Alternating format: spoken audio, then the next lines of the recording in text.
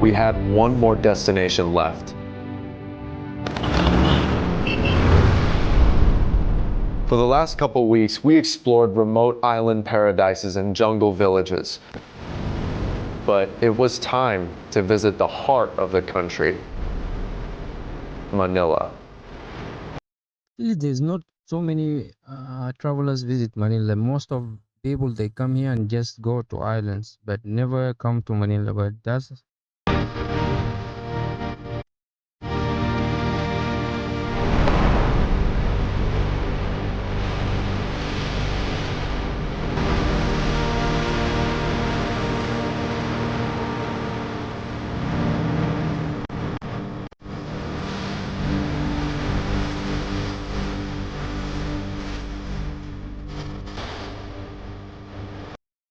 Manila is for sure looks different from any other city in the Philippines. Yeah. But before then, we had to make a quick stop at Cebu City, which we had some time to rest. We're now in Cebu City. It is a very different vibe here. And little did we know that this would prepare us for what was to come afterwards. Unfortunately, Rose couldn't join us because her time off from work was up, and so she had to make it back to the States. And shortly after, my buddy Nico and I were off to Manila. Manila, which is the capital of the Philippines, is an incredibly massive city featuring all walks of life. I mean, every single street has something completely new to see, which is Some people they call it. One of my friend he called it the concrete jungle, but it's not actually. It's not. It's more than tall building and stuff. Yeah. pretty remarkable given the city's size. Everywhere, any time of day, even 3 in the morning, there was commotion outside. And so we arrived at probably one of the most expensive places in the Philippines, which is BGC. Bonifacio Global City, or BGC, is a section of Manila that is considered to be the ritziest, but also the most vibrant. It was a place full of life. Especially at night, very lively.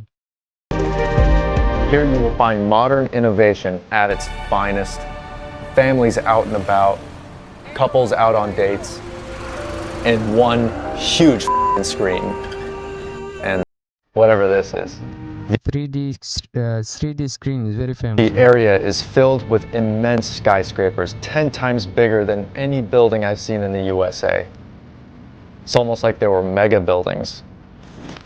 Everywhere we went, there were people swarming the streets, and there were just so many things to see and do. This is one of the few places I've ever been to where you could literally walk outside at 11 p.m. and there's families walking around with their kids, where you will still experience that Filipino hospitality, but you also mix that with a laid-back, lavish lifestyle. Big city hospitality is much different than province hospitality. It looks, yeah. No, because people in the city they always keep going. They are in the hustle mode. Yeah. Middle of the night 1 o'clock in the morning. is filled with just people. For our second day in Manila, we visited the infamous Okada and the Mall of Asia. It is the fifth biggest mall in the world, I believe. I think so. Yeah, I think so. The Okada is a resort that is worth over 2.3 billion US dollars, where the city also plans to expand this land even further into the ocean. So most of the buildings around the hotel were still under construction. That's true. They're doing a lot of work on that side of the Mall of Asia.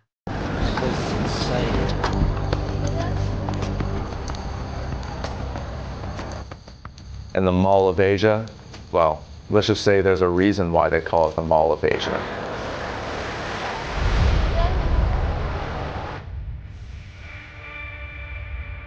And so to finish the day, we headed back to BGC.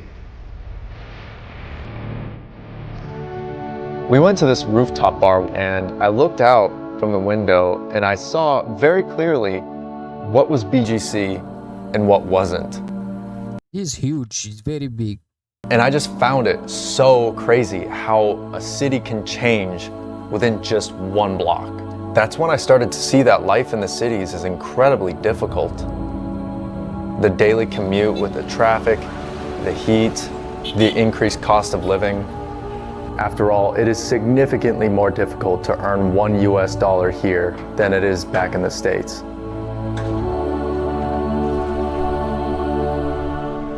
But I also saw something else. That amongst the daily chaos, the lights and the luxury, there was hope. There was still a great passion for their homeland. That's true.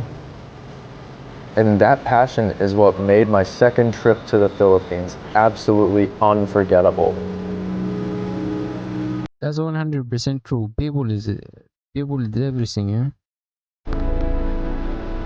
And after exploring a little bit more, I finally said goodbye to Nico, who was off back to the States because, well, he had work also. And so I was left by myself for my last day. So I spent the day in BGC getting some work done. And bright and early the next morning, I said my last goodbye to the Philippines.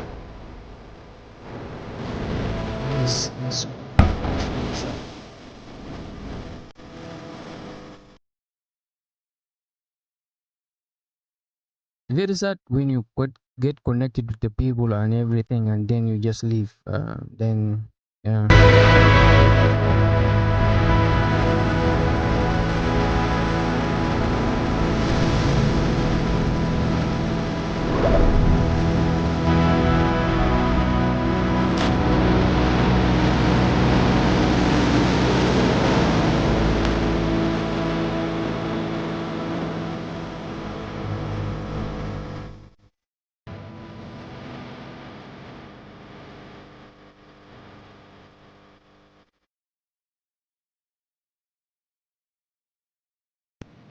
Yeah, it seems like he had a lot of fun. He visited some places and he increased his knowledge and, you know, his experience. But that's amazing. That's very amazing. With only days left until our 3-week-long trip, Yeah, it seems like he had a lot of fun. He visited some places and he increased his knowledge and, you know, his experience. But that's amazing.